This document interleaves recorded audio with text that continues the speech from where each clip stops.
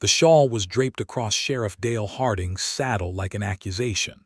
Florence Collins saw it the moment he rode through the gate of her modest homestead on the eastern edge of Caldwell, Kansas, and her stomach dropped straight through the dry earth beneath her boots.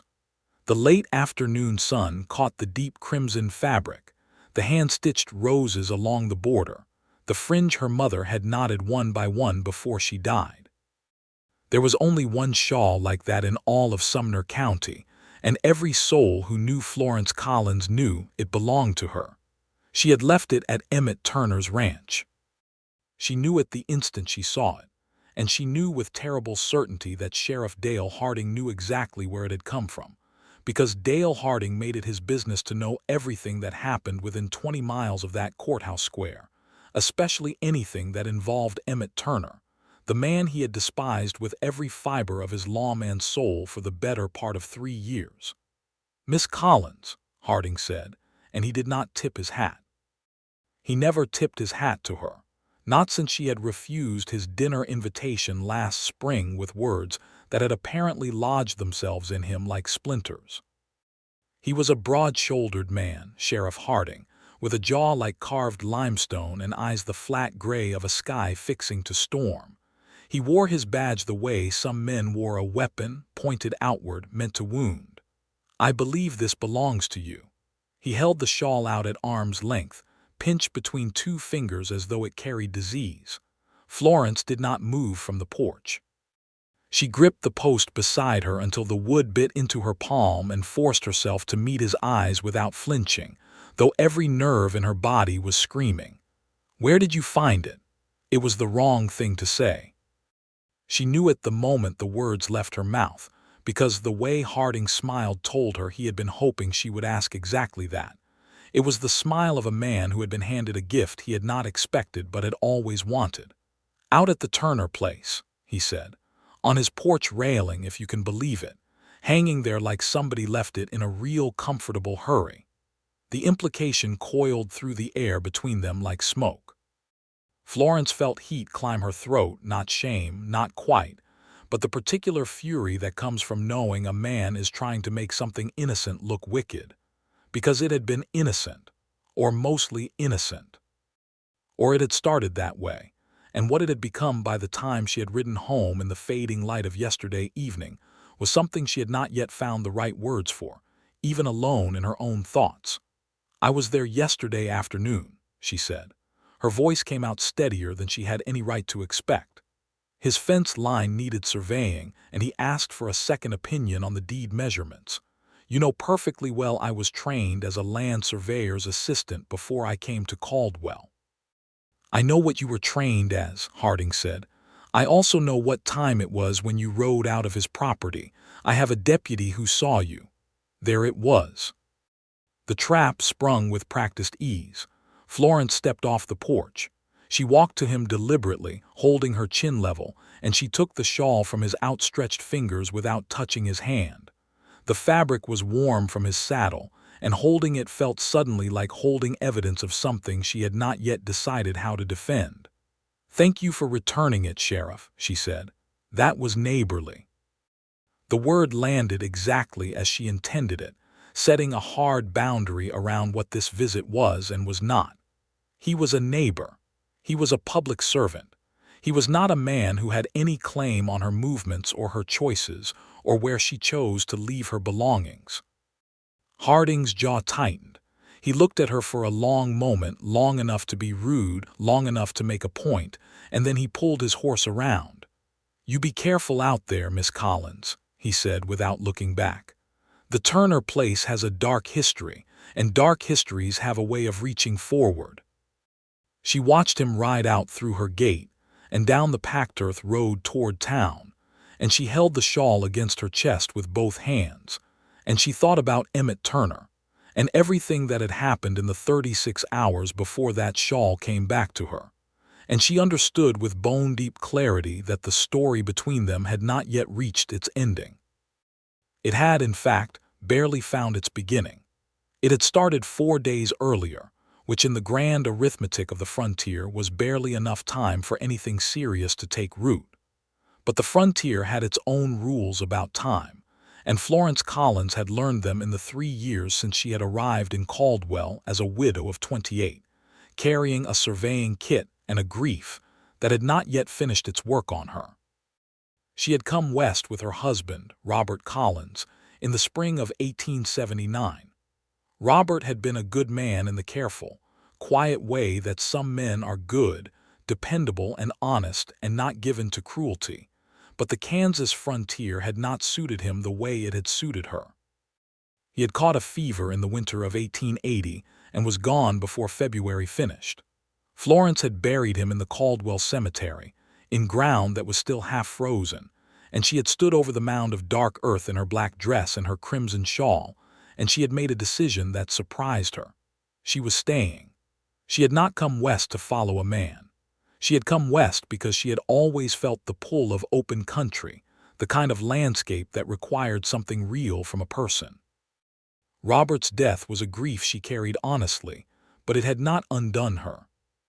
She had taken her surveying training, the 2 years she had spent as a girl watching her father measure out land parcels in Virginia, and she had built herself a small but respected practice in Sumner County.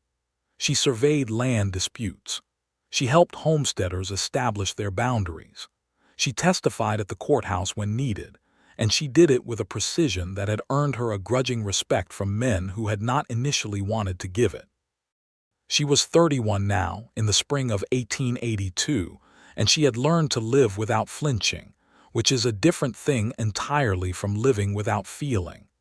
Emmett Turner had been in Caldwell for 5 years.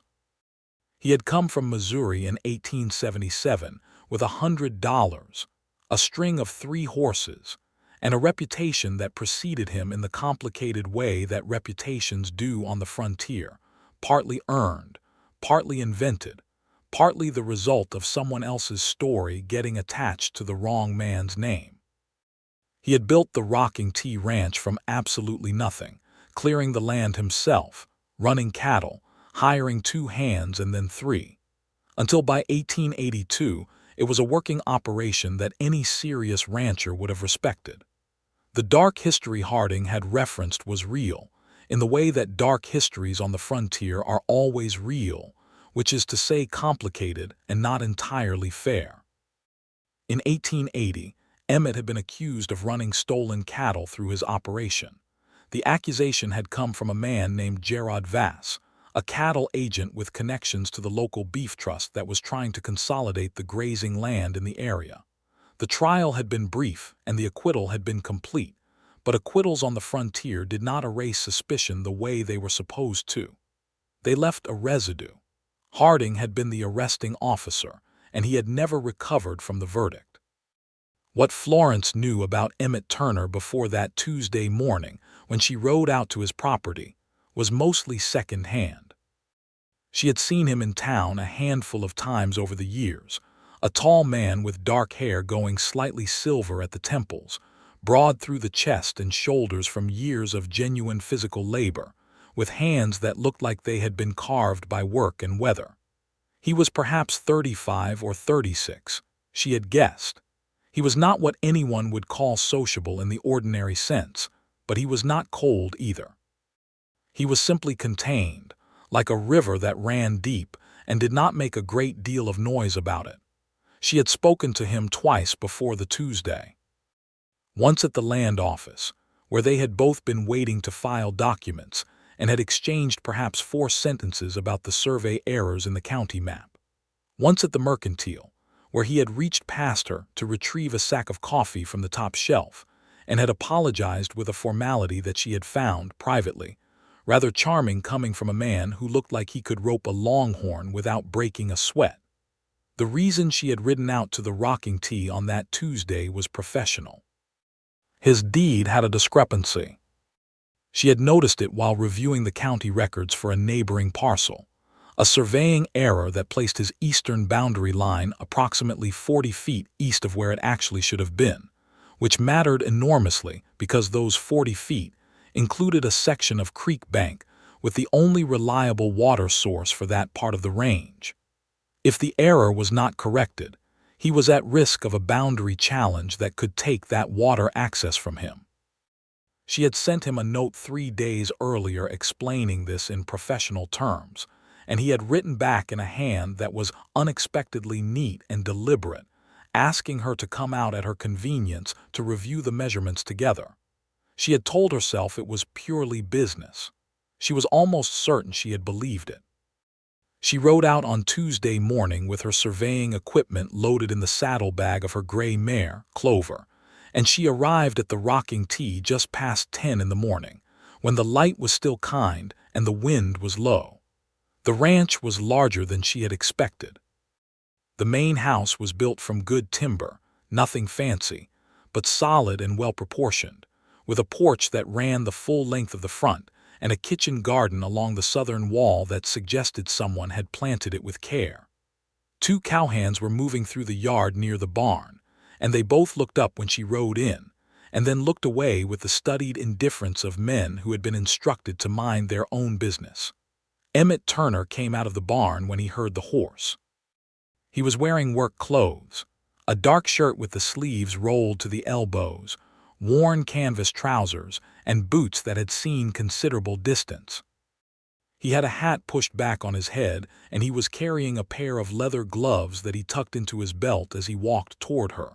When he looked up and saw her, something happened in his expression that she noticed and did not yet know what to do with.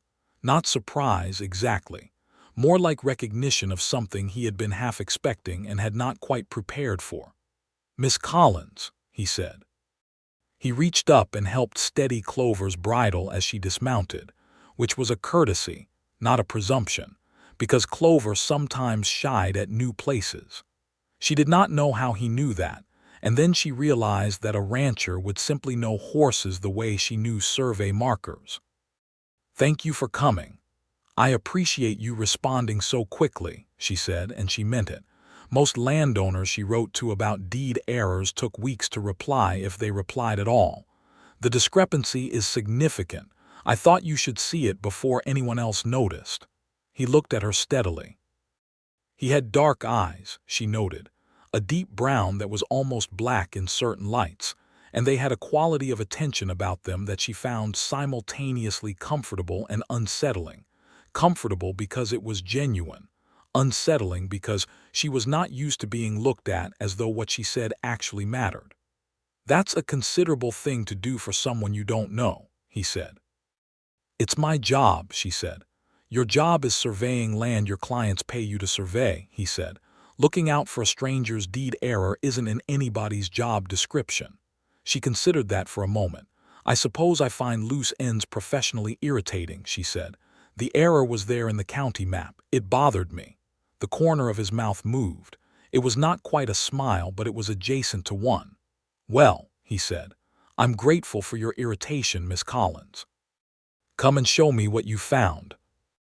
They spent the better part of the morning walking his eastern boundary line, and it was remarkable how quickly the professional distance between them became something more like conversation.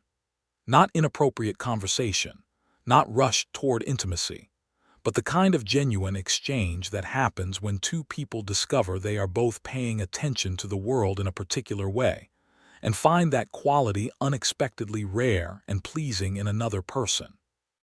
He asked intelligent questions about her surveying process. She asked about his operation, and he answered without the defensive terseness that ranchers often used when speaking to someone they didn't know well. He had opinions about the quality of the county's official maps that made her laugh twice, genuinely and without caution. By noon, they had confirmed the boundary discrepancy with measurements she took herself, and she had documented it in her field book in terms that would hold up against any legal challenge. He brought her water from the well, cold and clean, and she drank it standing in the shade of an oak that marked the disputed corner, and she felt something she had not felt in 2 years settle through her like the first cool air of an autumn morning. She stayed for the afternoon. She told herself it was because there were additional measurements needed along the northern line, which was true in a technical sense, though probably not strictly necessary given that the legal issue was the eastern boundary.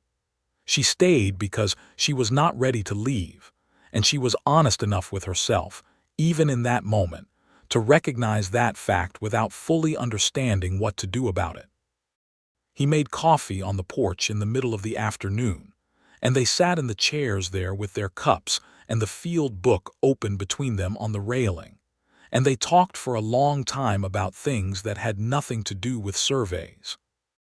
He had grown up in Missouri, the third of 4 sons, and he had come west the year after his youngest brother was killed in a farming accident that the whole family had never quite recovered from. He spoke about it with the controlled honesty of a man who had made his peace with grief, but hadn't pretended it was simple. She told him about Robert, about the fever, about the decision to stay, and he listened in a way that made her feel that the story was being received rather than merely heard. The sun moved across the sky with the insistence that days have in the spring, and she watched it without wanting to. She had not brought the shawl for warmth. She had brought it because her mother had made it, and wearing it or carrying it had become a habit so deep it was almost superstition, the way some people touch a certain stone in their pocket when they're uncertain. She had draped it over the porch railing when the afternoon turned warm, which is how it came to be left behind when she finally gathered herself and her equipment and mounted Clover and rode home in the honey-gold light of the early evening. She did not realize it was missing until she was halfway across the open range between his property and hers. She felt the absence of it the way you feel the absence of something that has lived against your skin. She turned and looked back toward the rocking tee, visible as a smudge of darker shapes against the evening sky, and she thought about going back. She kept riding. She told herself she would send a note in the morning, that the shawl would be safe enough on his porch railing overnight. She did not sleep particularly well. By morning she had drafted 3 versions of a note in her head and discarded them all as either too formal or too familiar, which told her something she was not yet ready to examine. She was standing at her kitchen window with her first cup of coffee, looking out at the early light spreading across the grass and deciding what to do, when she heard the sound of a horse coming through her gate. She thought, for one startled, illuminated second, that it was Emmett Turner. Then she registered the glint of the sheriff's badge, and the heart drop, and the accusatory drape of crimson fabric across the saddle, and she was back at the beginning of this story, on her porch, holding her chin level while Dale Harding tried to make something innocent look like a crime. She went inside after he left. She folded the shawl carefully and laid it on the table and stood looking at it for a long time, and then she sat down and wrote a note, the real one, not any of the drafts she had composed in her head. She wrote it in plain language, which had always served her better than any other kind. Dear Mr. Turner, I apologize for the trouble. Sheriff Harding rode the shawl out here this afternoon and made it clear he had taken notice of my visit. I want you to know that I am not embarrassed by having spent the afternoon at your ranch. I am only concerned that his notice may create difficulties for you, given your history with him. If there is anything I can do to be useful in that regard, please let me know. I will file the corrected boundary documentation at the land office on Thursday. Yours sincerely, Florence Collins. She read it back twice. She almost added something to the last sentence, something that might have indicated she hoped to see him again in a context unrelated to the filing, but she did not.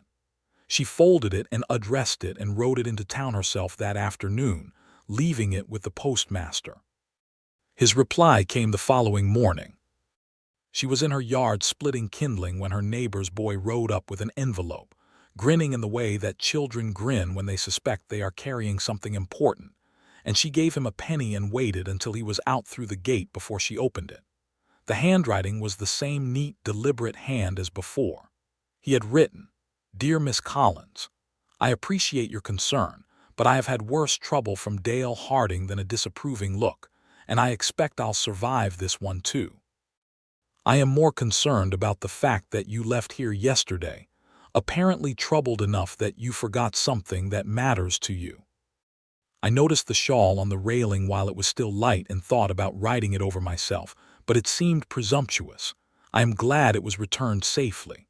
The survey work you did here has already clarified several things I had been uncertain about. I would welcome the opportunity to discuss the filing process in more detail if you are agreeable. I will be in town on Saturday morning to pick up supplies. If you happen to be at the land office, I will find you there. Yours sincerely, Emmett Turner. She read it 3 times. She noticed the particular phrasing of "if you happen to be at the land office," which was doing a great deal of careful, honest work. He was not demanding. He was not presuming. He was offering an occasion and leaving it entirely to her. She was at the land office on Saturday morning when he arrived.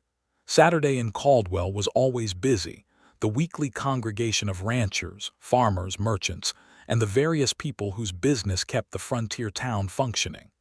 The main street was full of horses and wagons, the mercantile doing a brisk trade, the livery stable and the smithy both running at full noise.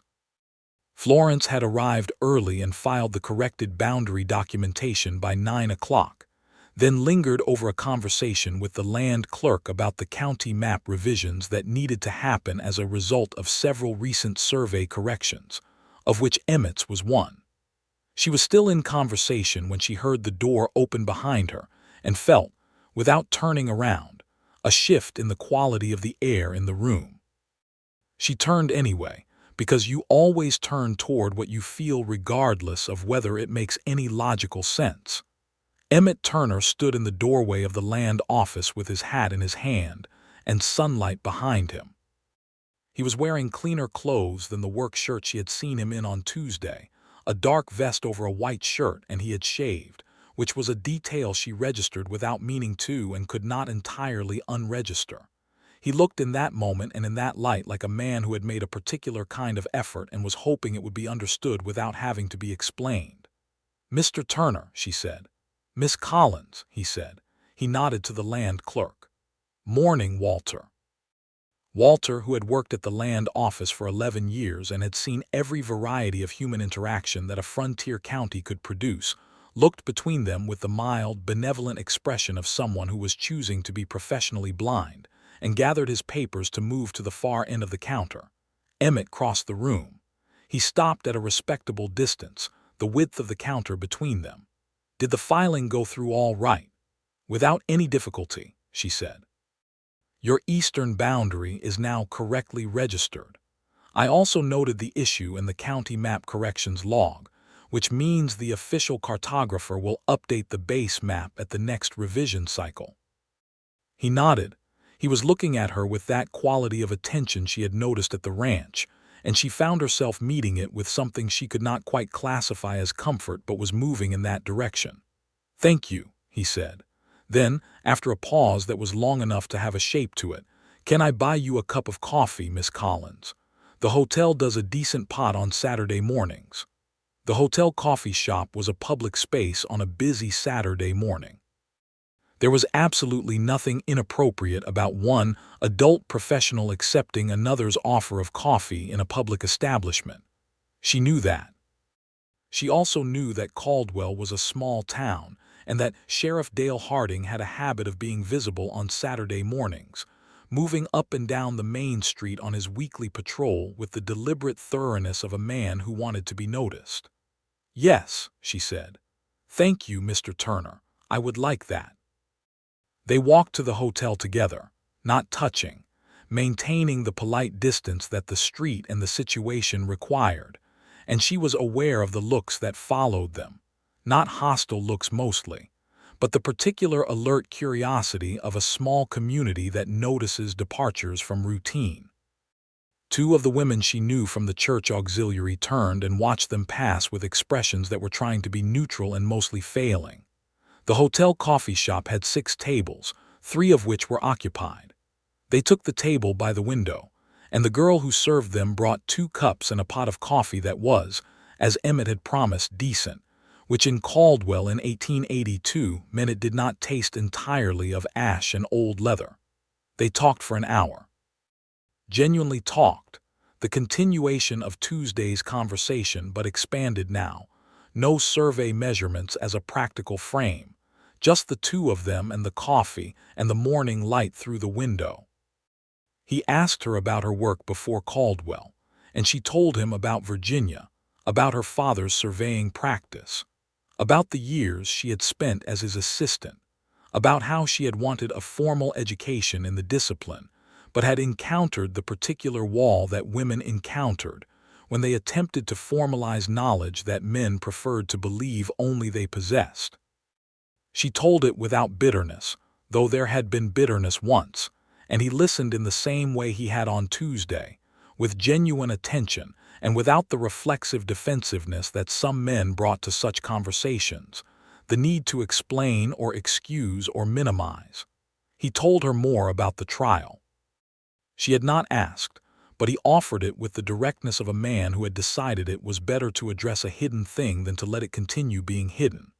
Gerard Vass accused me of passing stolen cattle through my operation, he said. He was lying. It was a deliberate move by the Beef Trust to get their hands on my grazing rights and my water access. The water access, specifically. My lawyer proved it at trial. The evidence was clear enough that even a biased jury had to acquit. But Harding had already made up his mind about me before the trial started, and a verdict doesn't change a man's mind when his mind was made up before the facts arrived. What became of Vass? She asked. He left the county about 6 months after the trial, Emmett said. The trust paid him off, I expect, for a job he didn't quite finish. He went east. I don't know where. He paused. I don't think about him much. It's Harding I have to deal with in the present tense. He has never stopped looking for something to use against me. Florence wrapped both hands around her coffee cup.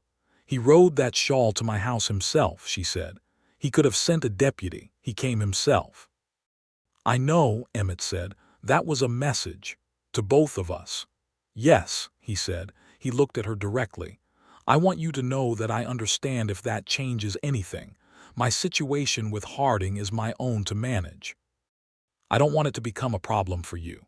She looked back at him with equal directness. Mr. Turner, she said, I have managed my own affairs in this county for 3 years without requiring a man's protection or a man's permission. I am not particularly frightened of Dale Harding. He can disapprove of me from a considerable distance, and I will continue to function. Something moved through Emmett's expression then, something warmer and less guarded than anything she had seen in it before.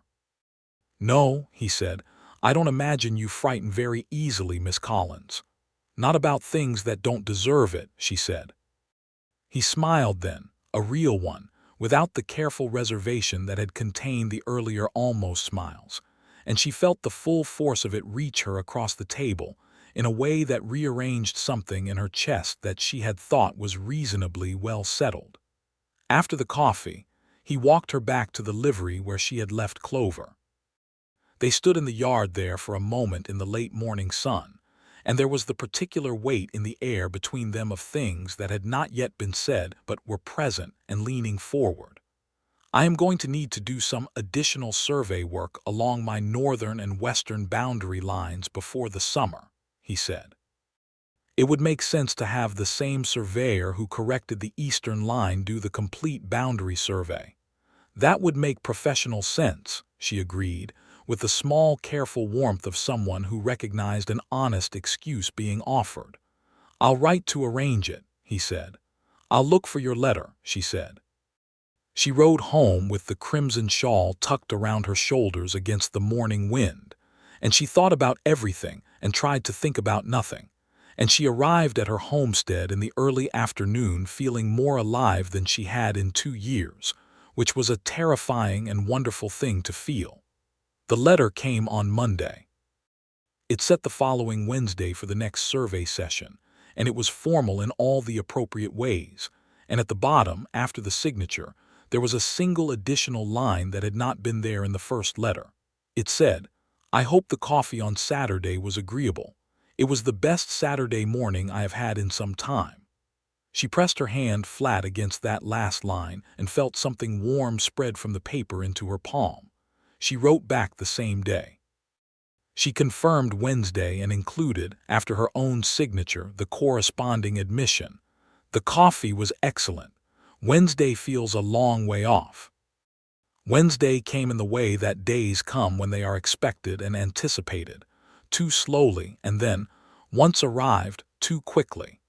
She rode out to the rocking tee in the early morning and found him already in the yard, his two hands making themselves conspicuously busy near the barn. His name was Hector Mendez, the senior hand, a quiet, capable man from Texas who had worked for Emmett for 3 years, and the younger one was a boy of 20 named Billy Sparks, who had the habit of pretending not to look at things he was very much looking at. The survey work on the northern line took most of the morning and genuinely required both of them, because the terrain was uneven, and the original markers had been placed with characteristic imprecision by whoever had first registered the property. She set new markers and recorded measurements, and he held the ranging rod and moved when she told him to and asked questions that revealed he had been reading about survey methodology since Tuesday, which she discovered when he used a technical term correctly in a context that could only have come from deliberate reading. "You looked it up," she said. "I looked several things up," he said without apology. "Why?"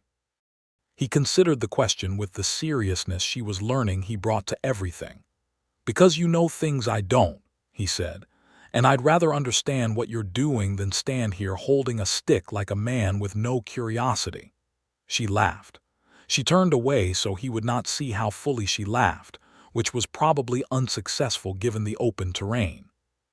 They had lunch on the porch again, biscuits and salt pork that he had prepared himself with a practicality that suggested he had been cooking for himself for a long time, and coffee, and the afternoon unwound itself the way afternoons do when time becomes both abundant and insufficient. They talked about books. He had a modest library for a frontier rancher, a shelf of perhaps 30 volumes in the main room of the house that she glimpsed through the open door, and they had read several of the same ones and disagreed vigorously and enjoyably about at least 2 of them, and she found the disagreement as pleasurable as the agreement, possibly more so. Because it was genuine, and without the false accommodation that men sometimes offered women's opinions in an attempt to seem agreeable when they were actually being condescending. Emmett Turner did not condescend. It was one of the things she was noticing about him with increasing attention.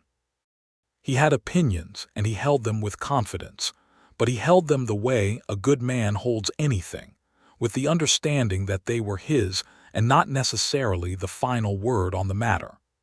The afternoon sun reached the angle it always reached too soon, and she was aware of time with the particular ache of someone who does not want a day to end. She stood and began gathering her equipment from the porch, and he stood too, and there was a moment when they were both reaching for the same surveying tape that had slid against the railing, and their hands touched. Not dramatically. Nothing that would have read as theatrical or intentional to an outside observer. His fingers closed briefly over hers before either of them registered what was happening, and then they both went still for the space of 3 heartbeats, and then she looked up and found him looking at her with an expression that had nothing careful about it at all, that had simply abandoned everything careful in favor of something truthful. "Florence," he said. She had not given him permission to use her given name. She did not correct him. "Emmett," she said. They stood like that for a moment longer, and then he released her hand, carefully, with a deliberateness that acknowledged everything they were both thinking without rushing toward any of it. He helped her load her equipment and walked her to Clover, and he held the horse steady while she mounted, and he looked up at her when she was in the saddle with the late afternoon light behind him. "Thursday," he said. "The western boundary still needs measuring." "Thursday," she agreed. She was 300 yards down the road before she realized she had not taken the shawl from the porch railing where she had draped it after the afternoon turned warm. She stopped Clover. She thought about going back. She thought about several things, and then she kept riding because she understood, in the clear and honest way that she understood most things about herself, that leaving it was not entirely an accident.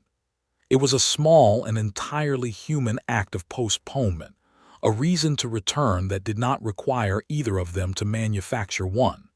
She had not anticipated Dale Harding. After he left with his flat gray eyes and his pointed badge and his insinuating smile, Florence stood in her kitchen with the returned shawl and felt the situation clarify around her like water going still after a stone has passed through it. Harding was watching. Harding was going to use whatever he could find to make trouble for Emmett Turner, and her association with Emmett had just handed him a currency to spend. She needed to think about what to do with that. She spent the evening thinking, and she arrived at a decision that had both practical and personal dimensions. She would go to the land office on Thursday as planned and complete the filing formalities. She would also, on Thursday morning before going to town, ride out to the rocking tee to discuss what Harding's visit meant and what, if anything, needed to be done about it. She was not going to let a sheriff with a grudge and a dark interpretation of a left shawl determine the course of something that was growing between her and Emmett Turner in a way she found more valuable than anything she had encountered in a long time. She rode out Thursday morning at 7, when the light was still young and the heat had not yet arrived. Emmett's ranch hand Hector was in the yard when she came through the gate, and he touched the brim of his hat with a respect that was uncomplicated by anything else. He told her Emmett was in the barn, and she found him there, examining the hoof of one of his working horses with the focused concern of a man who knows what healthy feet mean to a ranch operation. He looked up when he heard her come in, and his expression went through several things very quickly, the first of which was something she could only describe as relief, which told her more than any careful letter could have. "I didn't expect you until Thursday afternoon," he said. "I'm here for Thursday morning too," she said. "We need to talk about Harding." He set the horse's hoof down and straightened and gave her his full attention without any defensive hesitation. This was another thing she was noting about him. He did not flinch from difficult conversations. He met them the way he seemed to meet most things, directly, with a willingness to be present for whatever the conversation required. She told him everything. The ride up to her gate, the shawl over the saddle, the flat gray eyes, the words about dark histories reaching forward, the reference to his deputy who had noted the time she left the ranch. She told it plainly and without dramatizing it, and he listened without interrupting. And when she finished, there was a silence that had a particular quality, not uncomfortable, but weighted with thought. "He's been waiting for something like this," Emmett said, "something he could attach a story to." "I know," Florence said. "The question is whether there's something he can actually do with it or whether it's just noise." "On its own, it's mostly noise," he said. "A woman leaving a shawl at a ranch isn't evidence of anything, and even Harding knows it. But Harding's patient. He'll use it as the first piece of a pattern if he can." "Then we don't give him a pattern," she said. "We give him honesty instead, which is harder to corrupt." He looked at her for a moment. "What do you mean?" "I mean that people in this town know me as a professional. They know my work. If I continue to come here in a professional capacity to complete a legitimate survey contract, Harding cannot build a narrative around that without exposing his own motive. The problem comes if we are secretive, if we change our behavior in a way that looks like we have something to hide." "We have nothing to hide," he said. "No," she agreed. "We don't." There was a beat of silence. He was looking at her with that direct attention, and she was looking back, and the barn was quiet around them except for the soft sounds of horses shifting in their stalls, the particular living warmth of an enclosed space full of large, calm animals. "Florence," he said again, and the word had the same quality it had had on the porch, unhurried and honest and certain of itself. "I know," she said, because she did. "I don't want to put you in a difficult position," he said. "I am capable of managing my own position," she said, with just enough edge to it that he smiled. "I know you are," he said, and meant it entirely. "But," she said, and something softened in her voice because she was choosing to let it, "I do appreciate that you think about it." He reached out then, deliberately and without any attempt to make it seem accidental, and touched the back of her hand where it rested on the stall rail. His hand was warm and rough and real, and she turned hers over and let her fingers close around his. And they stood like that in the quiet barn in the Thursday morning light while the horses breathed around them. and it was one of the most peaceful moments she had experienced in 3 years on the frontier, which was not nothing. They did the western boundary survey that morning, and it was good work, clean and methodical, and by the time they came back to the house for the midday meal, she had a complete record of all 4 boundary lines of the rocking T that would stand against any legal challenge for the foreseeable future. She felt the professional satisfaction of a job done properly, and she felt other things beneath it that were warmer and less professional and equally real. They ate lunch at the kitchen table rather than the porch, because a storm was building to the northwest that had the sky going a particular shade of greenish-gray that you learned to respect on the Kansas plains. It came in fast, the way Kansas storms did, with a wind that arrived before the rain as a warning, and by the time they had finished eating, the first heavy drops were hitting the window glass. "You can't ride in this," he said. "I know," she said. She was watching the storm out the window with the calm assessment of a woman who had seen 3 Kansas springs. It was not a tornado storm, not the right kind of sky for that, but it was a genuine storm, the kind that made roads into rivers in 30 minutes. "You're welcome to wait it out," he said. "Hector and Billy are both in the bunkhouse. There is nothing improper about staying until the weather breaks." She turned from the window. He was standing across the kitchen table, and there was something in the situation, the storm outside, the warmth of the kitchen, the 3 weeks of growing certainty between them, that made the ordinary geography of the room feel different. "Tell me something," she said. "What?" "Tell me something true about yourself that you haven't told anyone in a long time." He was quiet for a moment, not retreating from the question, just taking it seriously in the way he took most things. Then he said, "I get lonely in a way I didn't used to. When I first came out here, the solitude felt like freedom. Now it feels more like a room with a door I haven't opened in a while." She heard the admission land in the space between them and felt the weight of its honesty. "I know that room," she said. They moved the chairs from the table to in front of the fireplace, because the storm had brought a chill with it, and he put wood on and got the fire going with the quick competence of a man who had been doing it alone for years. And they sat in the firelight with the rain coming down hard outside, and they talked for 2 hours without stopping. Not about boundaries or surveys or Harding or the trouble that might be coming. About everything else. About what they had wanted to be as children and what they had become instead, and whether the difference was loss or transformation. About the specific quality of grief and how it changed you and what you found when you came out the other side. About the land, this particular stretch of Kansas plain that was simultaneously brutal and magnificent and never quite finished with you. He said, somewhere in the middle of the second hour, "I think about what you said at the hotel, about not being frightened by things that don't deserve it." "What about it?" "I've been frightened of this," he said quietly, and the firelight was doing things to the planes of his face that she was very much aware of.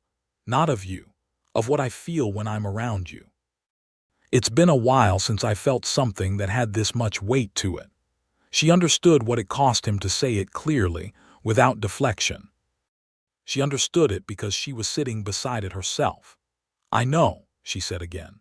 "Florence," he said, and this time the word carried everything that the previous 2 times had been building toward. She reached over and put her hand on his, where it rested on the arm of the chair, and he turned his palm up and held her hand with a steadiness that felt like something being established, some foundation being laid that was going to bear considerable weight in the future. The storm broke in the mid-afternoon.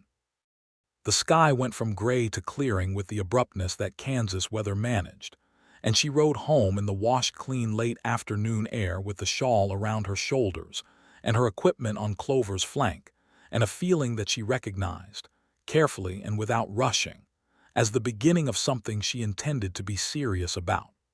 The following week brought 3 things in sequence that changed the shape of the situation considerably. The first was a formal complaint, filed by Sheriff Harding at the county courthouse, claiming that the corrected boundary survey she had filed for the rocking T was fraudulent and had been produced in collusion with the landowner for the purpose of illegally securing water rights. It was a serious accusation and a transparently motivated one, but it had teeth because Harding had the authority to initiate a review, and a review meant delays and legal costs, and the possibility of the corrected registration being suspended while the challenge was examined. The second was a letter from the county surveyor's office in Wichita, informing her that her field documentation had been requested for review in connection with the complaint. This was standard procedure, and she understood it as such, but it meant that her professional reputation was, for the first time in 3 years, officially under scrutiny. The third was Emmett Turner riding to her homestead on a Tuesday morning, early, before the heat arrived, to tell her he intended to hire a lawyer to fight the complaint, and to make sure she knew he was not going to allow her professional standing to be damaged by his problems without doing everything in his power to prevent it. She met him at the gate. He had ridden over without sending a letter, which was itself a departure from the careful protocol of their early correspondence, and she took note of it without comment. "I know about the complaint," she said. "I received the letter from Wichita yesterday." "I'm sorry," he said. "This is my fault, my situation with Harding." "It's Harding's fault," she said. "Don't take the blame for another man's corruption." He looked at her from the horse. He had not dismounted, which meant he had not assumed an invitation, which again she noticed as a reflection of his consistent consideration. "Will you let me do something about it?" he said. "I'm already doing something about it," she said. "I have the complete field documentation, all measurements, all calculations, everything taken in methodical order with notations at every step. It is impossible to credibly call that survey fraudulent without producing evidence that does not exist." "I know," he said, "but Harding is going to try anyway." "Then we will answer him," she said, "together if you're willing." He swung down from the horse then. He landed in the dust of her yard and dropped the reins over the gate post and looked at her across the short distance between them, with an expression that had moved entirely past careful and into something open and certain. "Florence," he said for the 4th time, and this time there was no question in it at all. She stepped forward. She closed the distance between them herself, because she had decided in the storm-lit afternoon of the week before that she was not going to wait for someone else to be brave first. She reached up and put her hand against his jaw, the way you touch something you are learning the shape of, and he covered her hand with his, and they stood like that in the morning sun with the gate between them and the whole open Kansas morning around them. And she thought with absolute clarity that this was real, and she intended to let it be. He kissed her then, carefully and with full intention, and she met it with the same certainty, and the horses stood patiently on both sides of the gate, and the morning continued its business around them. Inside, over coffee at her kitchen table, they put a plan together. She would prepare a comprehensive rebuttal of the fraudulent survey complaint, including a comparative analysis of the previous incorrect registration and the corrected one, showing precisely where the error had been made and why the correction was factually and legally necessary. He would retain a lawyer in Wichita, a man named Cartwright who had a solid reputation for land cases, to represent the Rocking T's interests in the county review process. They also agreed on something else. They agreed that they would not hide what was developing between them, not because it required public announcement, but because secrecy would give Harding exactly the ammunition he wanted. A relationship that existed openly, that was known and visible and unashamed, was much harder to use as a weapon than one that tried to conceal itself. "I want to call on you properly," Emmett said. He was looking at her across the table with the steady directness that she had come to understand as simply who he was, not performance, not strategy, but the natural expression of a man who had decided honesty was worth the exposure it required. Not in the context of survey work, though I'll always be grateful for the survey work. I mean as a man calling on a woman he thinks very highly of, with the intention of continuing to do so. The phrasing was formal and old-fashioned and entirely sincere, and she found it so perfectly consistent with everything she knew of him that she felt warmth spread through her chest. "I would like that," she said. "Sunday afternoon," he said. "If you're agreeable." "I'm agreeable," she said. He came on Sunday with flowers, which were not easy to come by in Caldwell, and which he had clearly arranged through the mercantile's small stock of dried arrangements, and she put them in a jar of water on the table, and they had a perfectly respectable Sunday afternoon on her porch with lemonade and conversation that ranged from sensible to wonderful. And when he left in the early evening, he held her hand for a moment at the gate, and said he would call again the following Sunday, and she said she would be home. And the courtship was thus established, with a simplicity that felt exactly right. The county review of the survey complaint proceeded over the following 3 weeks.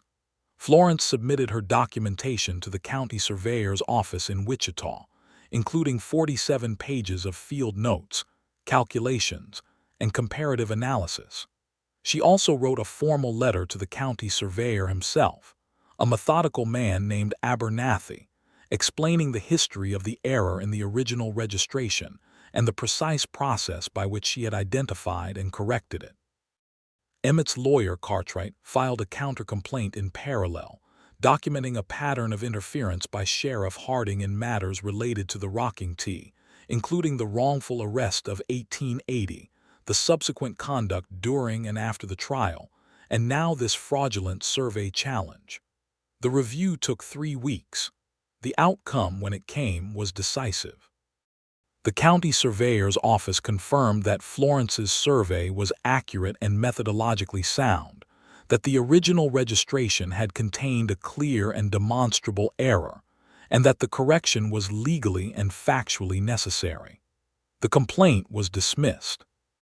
Additionally, Cartwright's counter-complaint was referred to the county commissioners for review of Harding's conduct, a process that would take additional months but had been set in motion.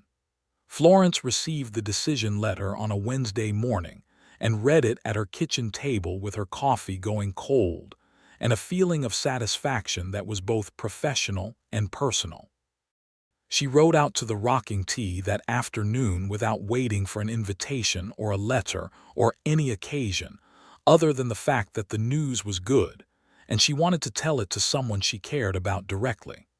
Emmett was working in the corral when she rode up.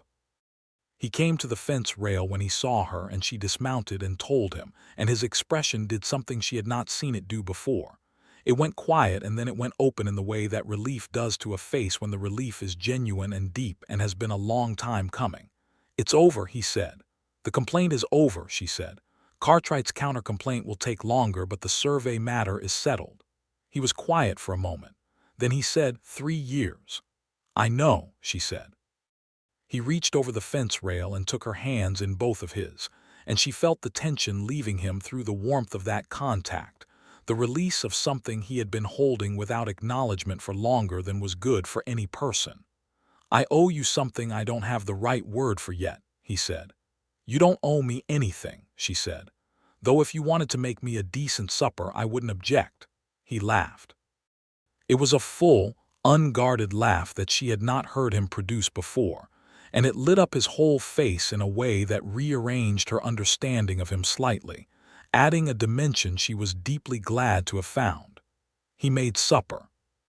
She sat at the kitchen table and watched him cook, and they talked about the next steps with Cartwright and the county commissioners, and what the future of the rocking tea looked like now that the boundary was secure, and the legal threat was resolved.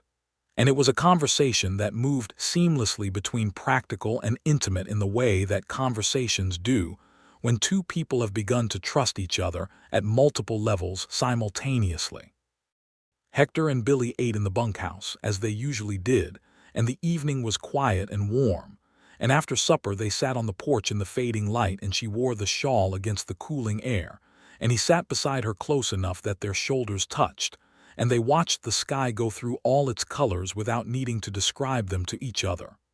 "I want to ask you something," he said when the stars were coming out. "Go ahead," she said. What you said weeks ago about not being frightened of things that don't deserve it. He paused. Are you frightened of this, of what this is becoming? She thought about the question honestly, the way he had taught her to think, without rush and without falsification. No, she said. I was a little in the beginning, because it matters and things that matter are always a little frightening, but not frightened of you, not frightened of this. Good, he said quietly, because I'm not going to stop calling on you, Florence, and I'm not going to pretend that what I feel for you is something smaller than it is.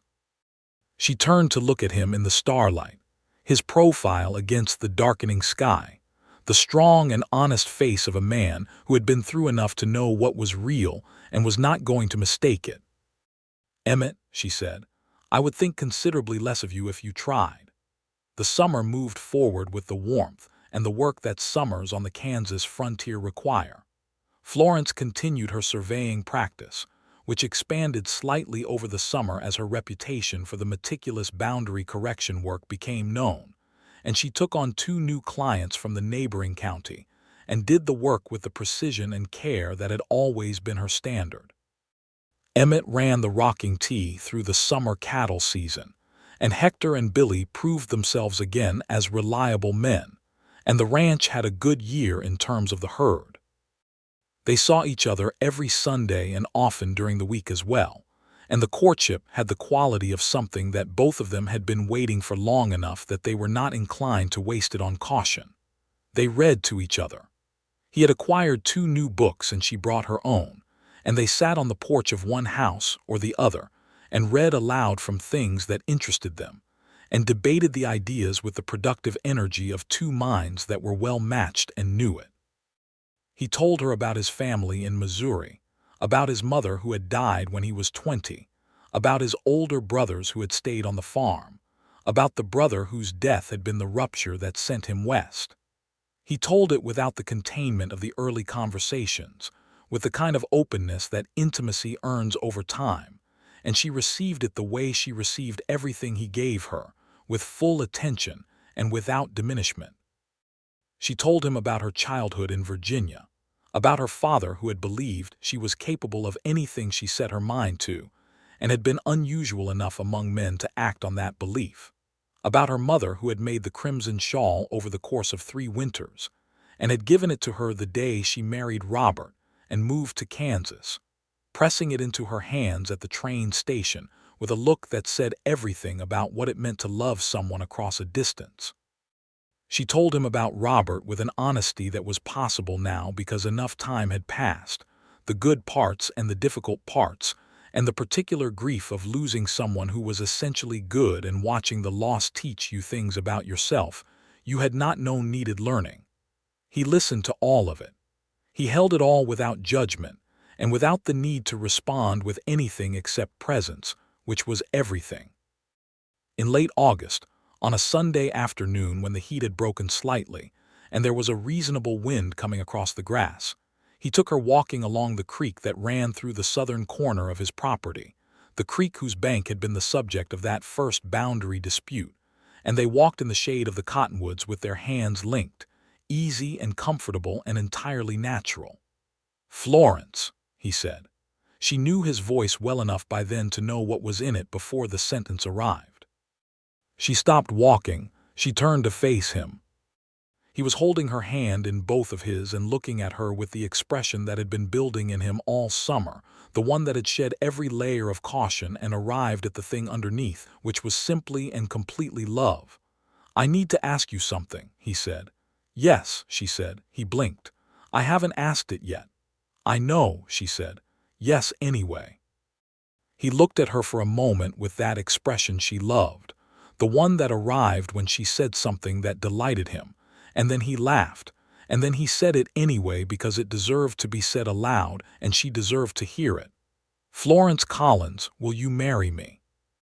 "Yes," she said again, and this time she stepped forward into his arms and he held her in the shade of the cottonwoods above the creek, whose water access they had defended together, and she put her face against his chest and felt the steady beat of his heart, and thought that this was exactly where she was supposed to be, and that the shawl left on the porch railing had been the most productive piece of forgetfulness in her life. They married in October, when the Kansas autumn had turned the grass gold, and the sky was the deep blue that the season produced in the afternoons. The ceremony was held at the small church in Caldwell, conducted by Reverend Daniels, who was a large and enthusiastic man with a tendency toward extended sermons that he wisely curtailed on this particular occasion. Hector and Billy were there, both of them in clean shirts with their hats in their hands, looking genuinely pleased. Several of Florence's professional acquaintances from the land office and the county surveyor's community came.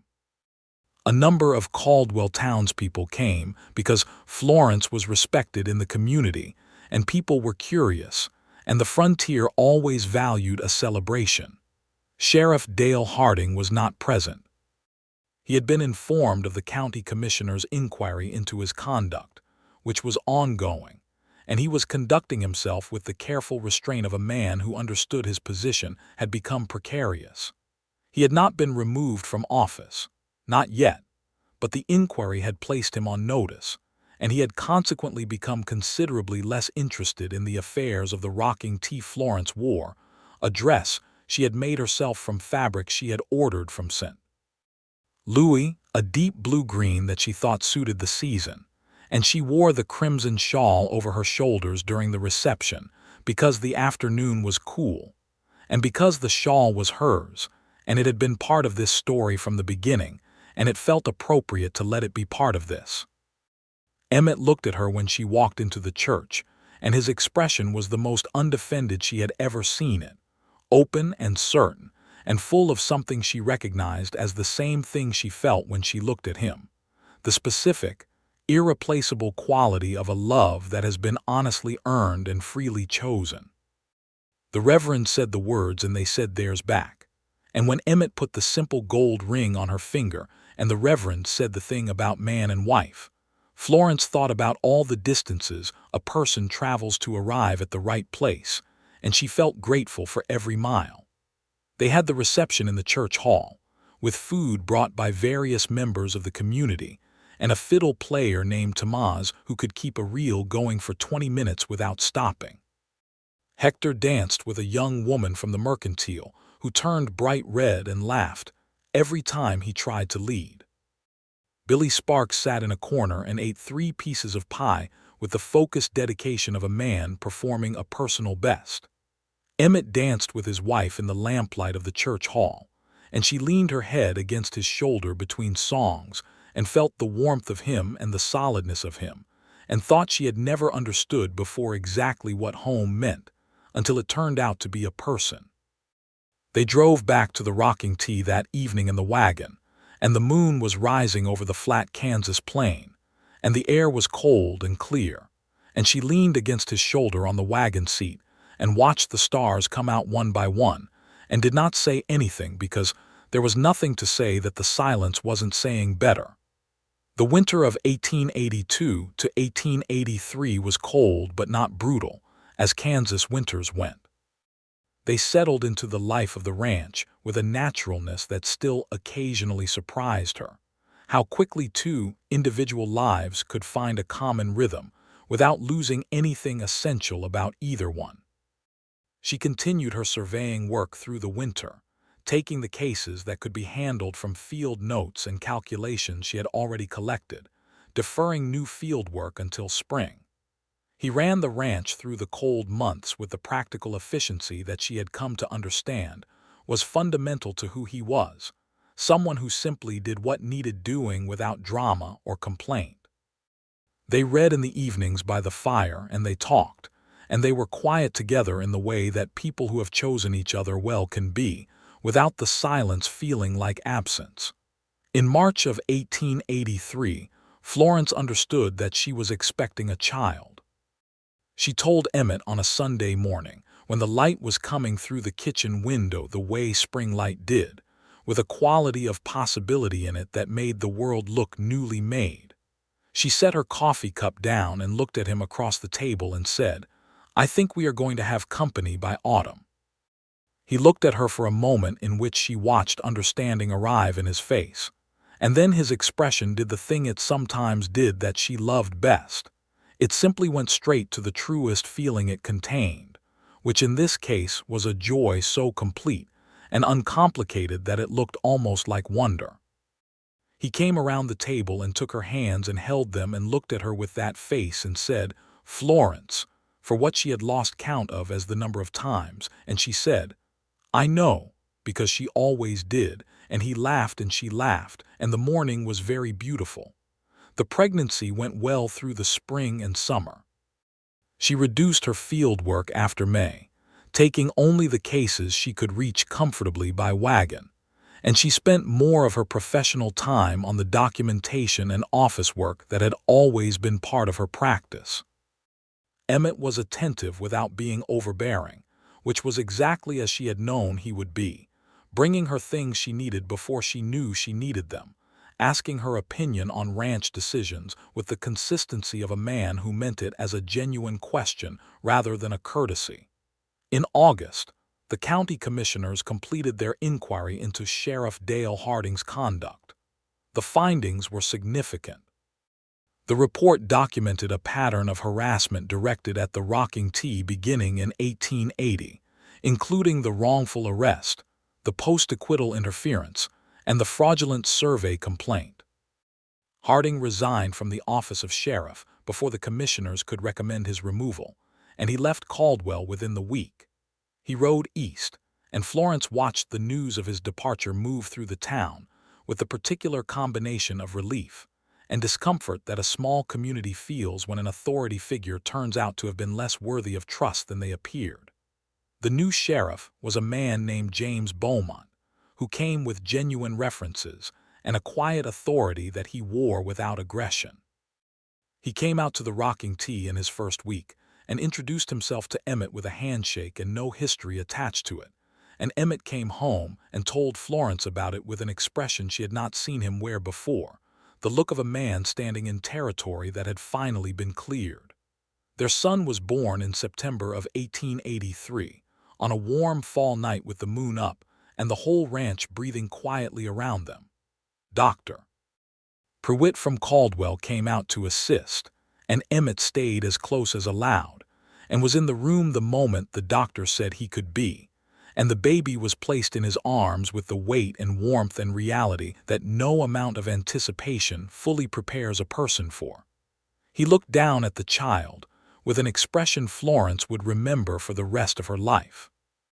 She was tired in the bone-deep way that labor leaves you, but she was watching him, and what she saw in his face was a love so immediate and so enormous that it had visibly rearranged him in the space of 30 seconds, the way profound things rearrange you when they arrive without warning, even when you knew they were coming.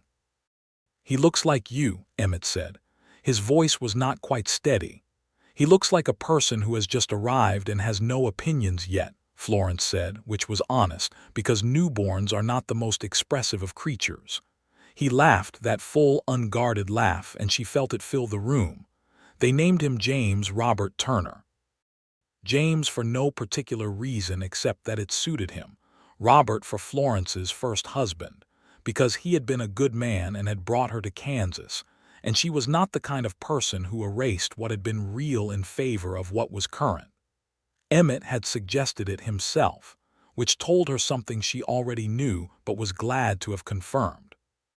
The following years had the quality that good years have when you are inside them, full and ordinary and occasionally wonderful in ways that sneak up on you.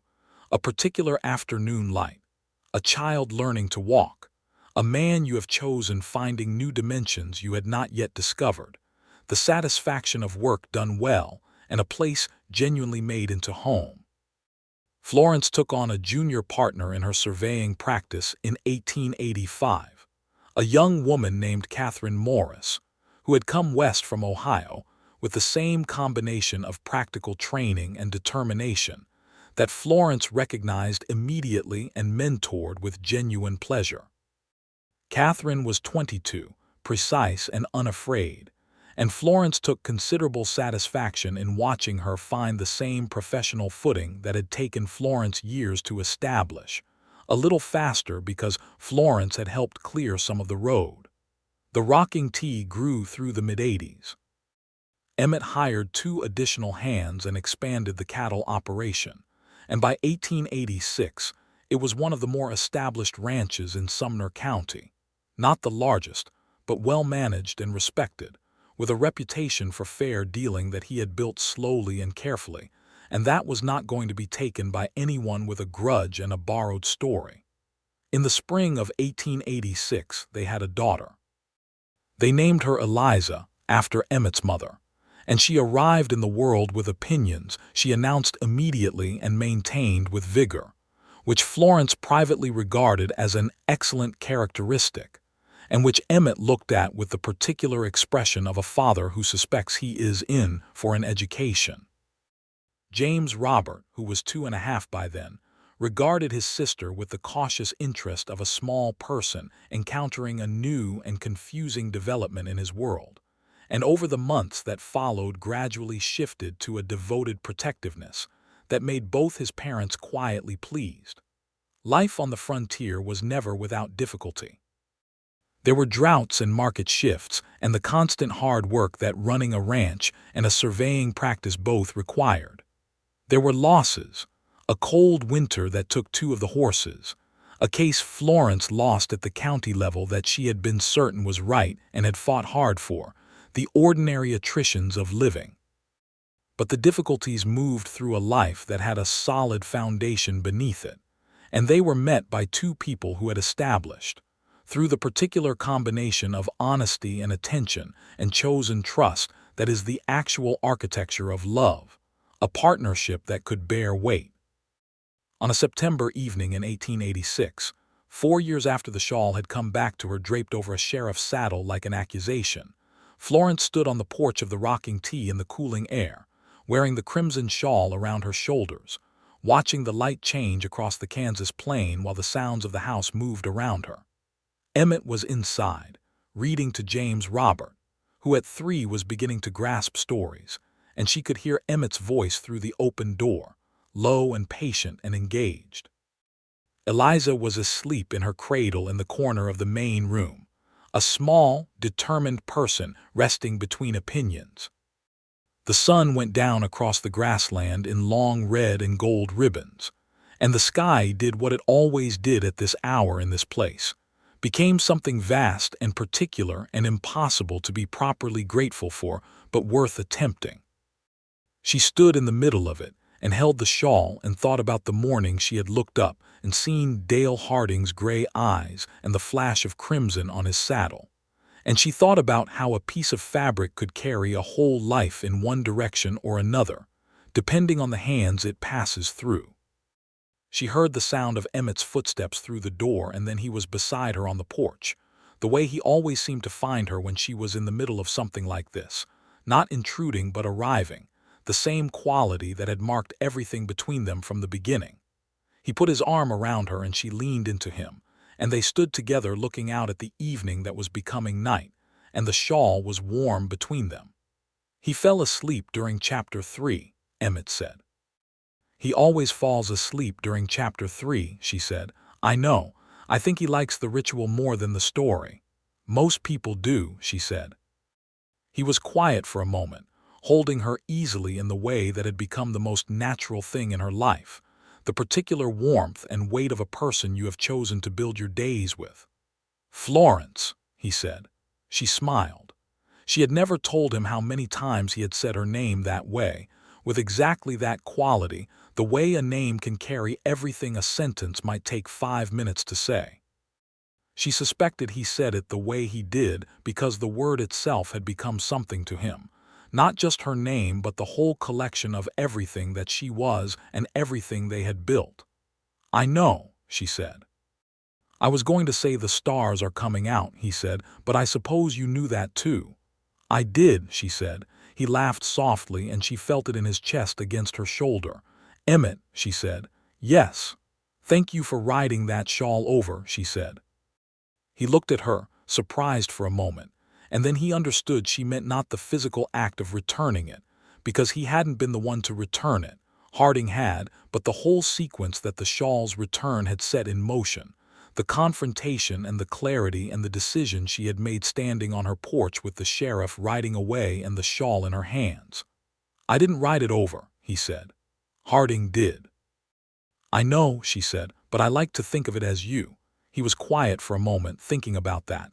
Then he said, "I did think about coming myself. When I saw it on the railing, I thought about riding it over." "Why didn't you?" "I thought it was too forward," he said. "I thought it might overstep." "It would have saved us 3 days," she said. "Or it might have frightened you off," he said honestly. She considered this. "You might be right," she admitted. "Maybe we needed the 3 days. Maybe we needed Harding's gray eyes and his terrible timing," he said. "Maybe we did," she said. The stars were fully out now, the Kansas sky making its nightly argument for the existence of something larger than any individual life, which Florence found comforting rather than diminishing, because larger did not mean indifferent and vastness did not mean alone. Inside the house, Eliza made a small sound and then went quiet again. James Robert was asleep over his story. The ranch was settled in the evening, the horses in the barn, the hands in the bunkhouse, the familiar sounds and smells of a place that was genuinely and completely home. Florence pulled the shawl a little tighter. Emmett's arm was warm around her. The light had almost entirely left the sky, leaving only the deep blue that comes just before full dark, and the first cool air of the September night moved across the grass with the smell of the creek and the earth and the turning season. She thought about her mother, knotting the fringe of this shawl through 3 winters in a Virginia house that no longer existed, pressing it into her daughter's hands at a train station with a look that had contained so much. She thought about the distance between there and here, between who she had been and who she was, and how grief and work and an honest love had done the transformation that she had been unable to plan or predict.